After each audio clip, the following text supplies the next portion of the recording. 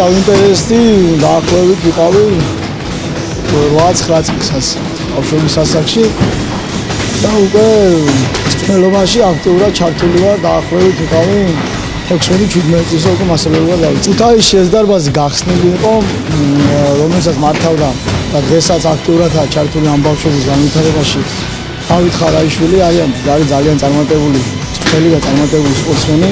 ჩვენთან ჯამში არის დაახლოებით 60-70 სპორტსმენი, რომელიც ვარ ჩვენ დარბაზში ვარჩევს. აქედან აქტიურად რომელიც დაკომპლექტებული არის ესე ქუთაისის ნაკრების სახით არის 18 სპორტსმენი, რომელიც არაერთხელ ასახელებს ჩვენ ქალაქს და ჩვენ ქვეყანას.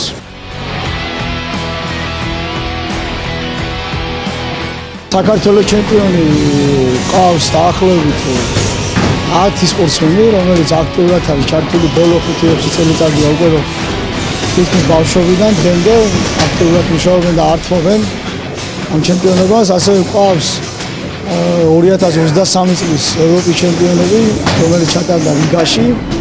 ყავს 2 ჩემპიონი, მათე თაბუკაშვილი და გიგა სოფრომაძე.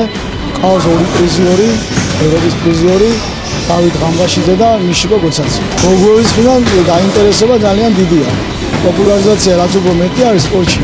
ამისთანავე გოგონებიც აქტიურად არიან ჩართულები. ფიზიკო ყავს ბაქრაძე, რომელიც ძალიან წარმატებული გოგო არის და გვაძლევს იმის პირობას, რომ მის სახელს არაერთხელ გააჟღერებს.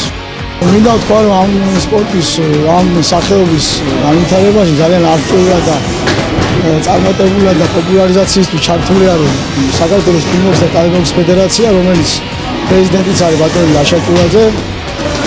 ამ ფედერაციას ძალიან ფართო არეალი აქვს, მინდა ვთქვა, რომ საქართველოს თითქმის ყველა რეგიონში აქტიურად ფუძგას ჩვენი კოლეგები, ჩვენი სამწვრთნელო კოლეგია და მინდა ისარგებლო ამ შემთხვევით და მადლობა გადავხადო ყველას, იმიტომ რომ თითქმის ყველა რეგიონიდან არიან წარმატებული სპორტსმენები, რომლებიც ჩვენს ქვეყანას არაერთხელ ასახელებენ.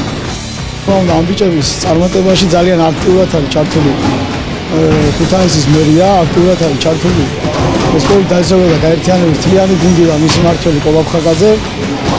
მისთვის მადლობა მინდა გადავხადო მათ და ეს ბიჭები იძლევიან იმის პირობას, რომ ჩვენს ქალაქს არაერთხელ ასახელებენ და რა თქმა უნდა ჩვენ ქვეყანას არაერთხელ ასახელებენ. ყოვლის გეგმები ასეთი არის, ვემზადებით ახლა მაისში ტარდება ევროპის ჩემპიონატი, ისაც განსაკუთრებული მზადება არის. მანამდე აპრილის თვეში გვექნება საქართველოს ჩემპიონატი და საერთაშორისო ტურნირებზე გვიწევს ერევანში, ახლა მარტში მივიღეთ მონაწილეობას. ანუ ტურნირები გლომადა.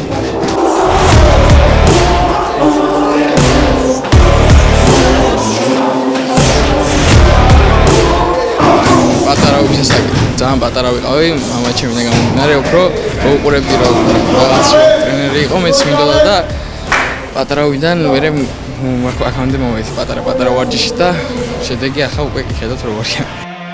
ევროპის ჩემპიონი ვარ, გავიმარჯვე 2 წლის წინ და კიდე მომავალში ვაპირებ ძალიან დიდი შეჯიბრებებზე გასვლას და შედეგის კარგად დადებას.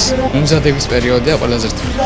ვარჯიში და მარტო ვარჯიში და ფსიქოლოგიურადაც უნდა იყო მზად, რომ მიაღწიო და ყველაფერი გააკეთო. თუ რამეს კიდე მიაღწიო, უნდა გადადო თავი რაღაცისთვის. მინდა რომ დიდ ორგანიზაციებში მივიღო მონაწილეობა და ყველას გავაგონო ჩემი სახელი და გვარი. და მინდა რომ საქართველოს შევავიტანო სხვა ქვეყნებს. დავინტერესდი 12 წლის ასაკში. ახლოს ვარ დარბაზთანაც და თუმცა გამიხდა სურვილი რომ შემოსულიყავ.